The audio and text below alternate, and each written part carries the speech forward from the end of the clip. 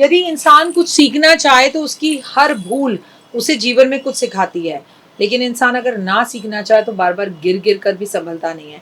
नमस्कार, सुबह की राम राम। कैसे हैं आप सबका स्वागत अभिनंदन है आपके, मेरे और माता रानी के इस खूबसूरत से यूट्यूब चैनल पर। ओए होए, आपका जीवन कल्याणकारी हो, भला हो, मान सम्मान प्रतिष्ठा यश सब कुछ बढ़े, जीवन में कभी किसी चीज़ की कोई कमी ना रहे और लाइफ में सब चीज़ें बहुत पॉजिटिव रहे। हाँ जी, तो मैं आपको बता दूं 21 जुलाई को हम बात कर रहे हैं कामिका एकादशी पे, खिल उठेगा आपका जीवन। लेकिन सबसे पहले हम हमेशा की तरह बात करेंगे बिलीव इन कर्मा।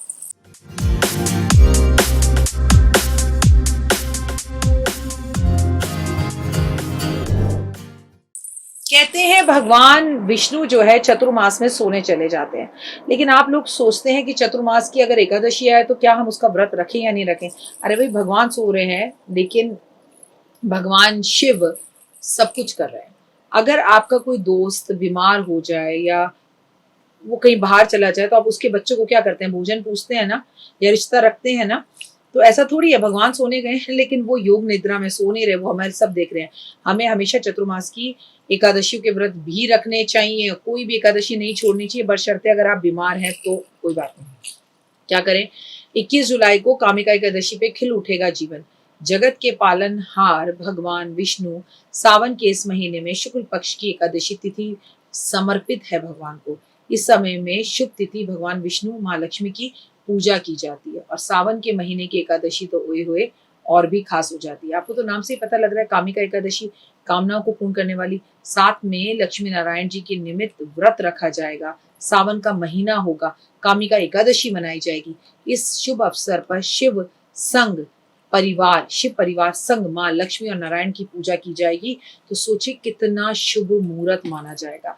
कब मनाई जाएगी कामिका एकादशी? हर साल सावन के महीने में कृष्ण पक्ष की एकादशी तिथि को कामिका एकादशी मनाई जाती है। इस शुभ अवसर पर भगवान शिव संग भगवान विष्णु की पूजा करने से अक्षय फल का, अमोघ फल का प्राप्ति होती है। साथ ही साधक को मृत्यु के उपरांत उच्च लोक की जो है ना स्थान प्राप्त होता है। चलिए, आप लोग मरने के बाद में तो बिलीव नहीं करते हैं, कम से कम जीते जी तो अपने बैंक अकाउंट को अच्छे काम कर कर भर लीजिए।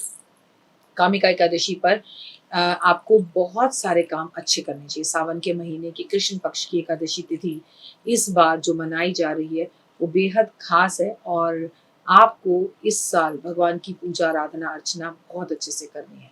मैं आपको बता दूं, सुबह से ही एकादशी का व्रत रखा जाता है, लेकिन एक दिन पहले से रखा जाता है, क्योंकि कहते हैं कि आपको एक दिन पहले से हल्का भोजन करना चाहिए और अन्न को कम खाना चाहिए।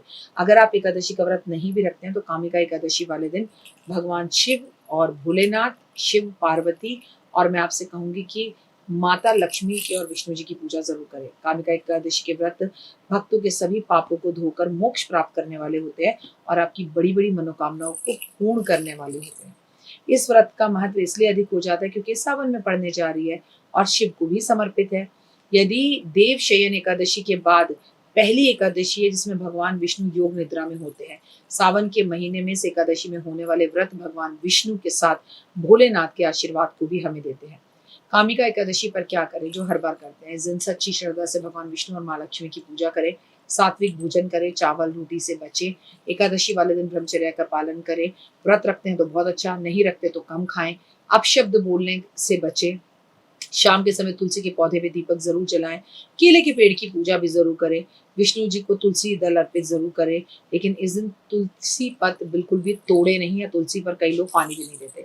कामिका एकादशी पर क्या ना करें? कामिका एकादशी पर काले कपड़े बिल्कुल ना पहने, बालों को खुला कम रखें, चावल बिल्कुल ना खाएं, कम खाएं। अगर व्रत नहीं भी रखते, तुलसी के पौधे पर जल ना चढ़ाएं। तुलसी जी, विष्णु जी इस दिन निर्जल व्रत रखते हैं, इसलिए तुलसी पर जो जल चढ़ाता है या तुलसी पर जो है पत्ते तोड़ता है, उससे माता लक्ष्मी रूठ जाती है। कामिका एकादशी पर तुलसी जी पर गंदे झूठे हाथों से स्पर्श नहीं करना चाहिए। कामिका एकादशी क्या, किसी भी एकादशी पर नहीं करना चाहिए। 21 जुलाई को कामिका एकादशी आपकी हर मनोकामना को पूर्ण करने वाली है। अब आपको बता दूं कि क्योंकि सावन है तो इस दिन आप महादेव के ऊपर भी कच्चे चावल वगैरह अर्पण आप नहीं करेंगे। आप दूध दही शहद चीनी घी से भगवान का अभिषेक करेंगे। दूध दही शहद चीनी घी से आप शंख की पूजा करेंगे। दूध शहद चीनी घी सब कुछ मिलाकर आप माता लक्ष्मी और माता पार्वती की भी पूजा विशेष करेंगे। इस दिन आप हाँ, ये बात याद रखिएगा कि सोमवार के साथ पड़ रही है। तो ये अपने आप में एक इतना खूबसूरत सहयोग हो गया कामिका एकादशी और सोमवार का साथ होना कि आपको डबल फल देने। हरिहर, हरिहर, हरिहर मनाओ। मतलब हर हर महादेव और हर मनाकर, यानी कि महादेव की पूजा हर हर के साथ, यानी कि हरि के साथ हर हर महादेव की पूजा। तो ये बहुत अच्छा सहयोग है अपने आप में। अगर आप इस दिन पूजा पाठ आराधना अर्चना करते हैं, किसी व्यक्ति ने सावन का व्रत रखा है, अगर आप उस दिन भोजन कराते हैं, ये अपने आप में बहुत खूबसूरत बात है। इस दिन आप ब्रह्मचर्य का पालन करते हैं, इस दिन आप जरूरतमंदों की जरूरत पूरी करते हैं।